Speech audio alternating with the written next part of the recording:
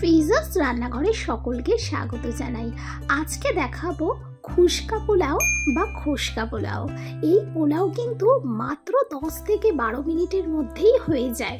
তো চলুন রেসিপিটি শুরু করছি। দেখে নিন কিভাবে চটজলদি এই পোলাওটা বানাবেন। প্রথমে আমি এখানে কড়াই তেল দিয়ে আর কিছুটা পেঁয়াজ স্লাইস করা দিয়ে দিলাম। এটা বেরেস্তা করব। তো এখানে কালার অলরেডি চলে এসেছে পেঁয়াজটার। তো এবারে আমি পেঁয়াজটাকে তুলে নেব। পেঁয়াজটাকে একটা ডিশের মধ্যে তুলে রেখে দিচ্ছি। একই কড়াইয়ের মধ্যে আমি এখানে আরো কিছুটা ঘি দিয়ে দিচ্ছি। এবারে আমি এখানে কিছুটা কাজু বাদাম দিয়ে দিলাম আর কিছুটা কিশমিশ দিয়ে দিলাম। দিয়ে একটু ভালো করে ঘিটার মধ্যে নাড়াচাড়া করে নেব। খুব বেশি কালার করব না, জাস্ট হালকা সামান্য আমি ফ্রাই করে তুলে নেব। আমার কাজু বাদাম আর কিশমিশটা ফ্রাই করা হয়ে গেছে। এখন এটা ডিশের মধ্যে তুলে রেখে দিচ্ছি। এইবারে আমি এখানে হাঁড়ি নিয়েছি। হাঁড়ির মধ্যে আমি দিয়ে দিচ্ছি জল। জলটাকে আমি ভালো করে গরম করে নিচ্ছি। আর এখানে কড়াইতে দিয়ে দিচ্ছি ঘি। আমি এখানে 2 টেবিল চামচ ঘি দিলাম। এবারে এখানে গোটা মশলা নিয়েছি, তেজপাতা, দারচিনি, জয়িত্রী, লবঙ্গ, বড় এলাচ, ছোট এলাচ আর 2 রকম গোলমরিচ, শাহ গোলমরিচ আর যেমন নর্মালি কালো গোলমরিচ হয় সেরকম। এবার সমস্ত মশলাটাকে দিয়ে দিলাম। গোটা মশলাগুলোকে দিয়ে ভালো করে ঘিয়ের মধ্যে নাড়াচাড়া করলাম। যখন সুন্দর একটা ফ্লেভার আসবে তখন আমি এই চালকে ভিজিয়ে রেখেছিলাম। এই গ্লাসের আমি 1 গ্লাস আর কিছুটা চাল নিয়েছি। আর আমি চালের মাপটা এই কারণেই দেখাচ্ছি, কারণ এখানে চাল আর জলের মাপটা কিন্তু সঠিকভাবে দিতে হবে, তবেই কিন্তু একদম ঝরঝরে ফুচকা বা খোসকা পোলাও হবে।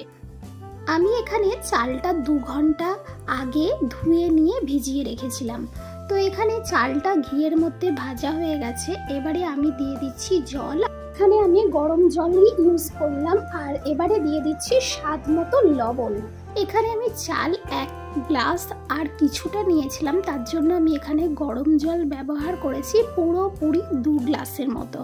এই মাপগুলো কিন্তু একদম পারফেক্ট হতে হবে। যদি আপনি 250 চাল নেন তাহলে 300 গ্রাম জল দিতে হবে। 10 মিনিটের জন্য ঢাকা দিয়ে রেখে দিয়েছিলাম। 10 মিনিট পর দেখছি আমার সমস্ত জলটাই প্রায় শুকিয়ে গেছে। এইবার আমি উপর থেকে আমি কাজু আর কিশমিশটা দিয়ে একটু নাড়াচাড়া করে দিচ্ছি। এখানে ভাতের মধ্যে এখনো একটু জল রয়ে গেছে, তার জন্য আমি ঢাকা দিয়ে আরো 2 মিনিটে রান্না হতে দেব। আর এখানে নিয়ে নিয়েছি কিছুটা দুধ আর কিছুটা কেশর। দুধটাকে একটু গরম অবস্থায় আমি কেশরগুলো দিয়ে দিয়েছি যাতে খুব সুন্দর একটা রং আসে। আর দিয়ে দিলাম সামান্য গোলাপ জল আর সামান্য কেওড়া জল। আর এখানে দিয়ে দিচ্ছি কিছুটা গরম মশলা দিয়ে ভালো করে একটু নেড়ে নিচ্ছি। তো কেশরের রংটা অনেকক্ষণ পরেই কিন্তু এতটা ডিপ হয়েছে। 2 মিনিট পর ফিরে এসে আমি ঢাকা খুলে দেখছি যে জল পুরোপুরি শুকনো হয়ে গেছে। এখন আমি এই ভাতের ফাঁকে ফাঁকে একটু করে জায়গা করে নিচ্ছি। দুধ, কেশর আর গোলাপ জল, কেওড়া জলের যে মিশ্রণটা রেডি করেছি, এখন আমি এই ফাঁকে ফাঁকে কিছুটা করে দিয়ে দিচ্ছি যাতে নিচে পর্যন্ত পৌঁছে যায়। আসছে সামনে জামাই ষষ্ঠী। জামাই ষষ্ঠী স্পেশাল এই খুশকা পোলাও বা খোসকা পোলাও কিন্তু আপনারা বাড়িতে বানাতে পারেন। আর জামাইদের খুশি করবার জন্য কিন্তু এই পোলাও একবার হলেও বাড়িতে বানিয়ে দেখুন। রেসিপি যদি ভালো লেগে থাকে, যারা ইউটিউব থেকে দেখছেন তারা আমার চ্যানেলকে সাবস্ক্রাইব করে পাশে থাকা বেল আইকনটি প্রেস করবেন যাতে সবার প্রথমে নোটিফিকেশনটি আপনার ফোনে পৌঁছে যায়, যাতে আমি কখন কোন রেসিপি ছাড়ছি সেটা আপনারা দেখতে পারেন। তো আমি এখানে ঢাকা দিয়ে আর এই উপরের ঢাকনার যে ছিদ্রটা ছিল সেটা বন্ধ করে দিয়ে 2 মিনিটের মতো রেখেছিলাম।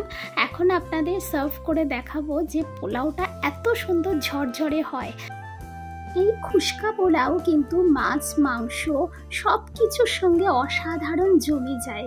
এই পোলাও আপনারা একবার হলেও আমার এই রেসিপি দেখে ট্রাই করুন। আর যদি আমার এই রেসিপি দেখে আপনারা ট্রাই করে থাকেন তাহলে অবশ্যই কিন্তু কমেন্ট করে জানাবেন যে আপনাদের কাছে এই রেসিপিটি কেমন লাগলো। আর আপনারা যারা ফেসবুক থেকে দেখছেন তারা পেজকে ফলো করে নেবেন। আশা করছি প্রতিবারের মতো এবারের রেসিপিও আপনাদের ভালো লেগেছে। আর এই খুশকা বা খুশকা পোলাও কিন্তু একেবারে অসাধারণ একটা রেসিপি। তো চলুন আজকের মতো বিদায় নিলাম।